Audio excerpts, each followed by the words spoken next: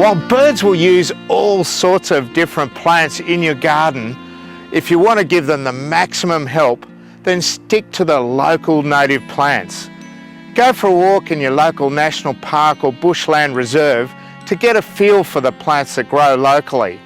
And then get along if there is a community nursery or a council nursery that propagates the local plants. That's a great source of material, but also your local garden centre. You can use plants that are not indigenous to your area, but wherever possible, if they're available, they are the best choice because they give the maximum genetic diversity, habitat and food source to encourage a wide range of birds, from the big spectacular parrots down to the little robins and wrens. We want them all in suburbia and in people's backyards. So think local and plant indigenous wherever possible. Banksia spinulosa is sometimes known as the hairpin Banksia. It's a wonderful species for the garden.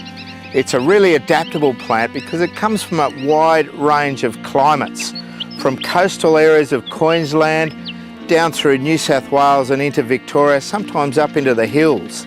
So you can find all sorts of different forms and they all provide great food for birds in your garden. From the nectar feeding birds like the eastern spinebill, the New Holland honeyeater and the brown honeyeater. And then there are the insect feeding birds, the amazing superb fairy wren or the brown thornbill that get in amongst the foliage looking for little insects. And then as the flowers progress and go through to seed, you get the big spectacular parrots and lorikeets coming in to crack open the seed heads. So there's so much through a great period of the year to attract birds to your garden. The hairpin Banksia forms a small to medium-sized shrub that looks good in any sized garden. It needs plenty of sunlight to reach its full flowering potential, but it will still grow very well in dappled shade. It just may not flower quite as well. It needs a really well-drained soil, so if you haven't got that, you can create a mound as we've done here, or else grow it in a pot. Now, there are some forms that grow into medium-sized shrubs up to about 3 metres tall, so they're great for a larger garden. But if you've got a smaller garden or even a courtyard, there are some fabulous dwarf forms like this one. There's birthday candles or stumpy gold. They're both about this size, less than 1 metre tall, and they really will attract a wide variety of birds right into those smaller gardens where you can enjoy them. Banksia spinulosa also tolerates light frost and salty seaside conditions. Their flowers are beautifully gold to red-orange and even with those wonderful black styles. And these appear from autumn right through winter and sometimes into early spring. Another advantage is that their root system is shallow and certainly non-invasive and not going to cause any problems in the garden. Like all Banksias, spinulosa should only be fed with a low phosphorus fertiliser. Use something like a slow release, an Osmocote or Nutricote native plant food. And also for the first year while the plant is establishing, it's a great idea to give it a seaweed solution such as sea salt. That will really encourage strong root growth and get the plant through dry spells and really help it to resist pest invasion as well.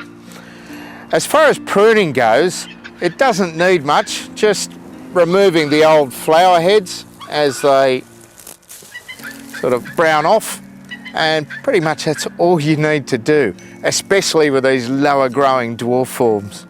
Banksia spinulosa really makes a great statement for the bird-friendly garden. Whilst the dwarf forms are fantastic for smaller gardens, I really love this tall form because as well as providing food for the birds, it also provides great habitat in the form of shelter. Banksias really are an iconic Australian plant, and there should be one in every Australian garden. They're not just for the birds. It's really important to remember that creating a bird-friendly garden involves more than just putting in 1 or 2 bird-attracting plants such as Banksias or grevilleas. If you want to really provide the sort of habitat that the birds enjoy in the wild, you need to create layers from the ground covering small plants such as this dwarf kangaroo grass, which the smaller birds will come and feed on the seeds, to grassy sort of plants like this lamandra, which has really dense cover, which not only provides food, but more importantly, shelter as well for those small birds. And then we step up to dwarf, medium and taller shrubs, things like kunzias, melaleucas and tea trees, really to provide all those different levels. And then up to your trees, you're giving the birds a really complete habitat. Another important point is to use multiple plantings, because again, that's what they'll experience in the bush. So I've got a whole bank of bottle brush behind me, and that amplifies the amount of food for the birds that use those particular species. So remember, if you really want to create the complete bird garden, you need to research it properly. So why not go to the Creating Places section of the Birds in Backyards website.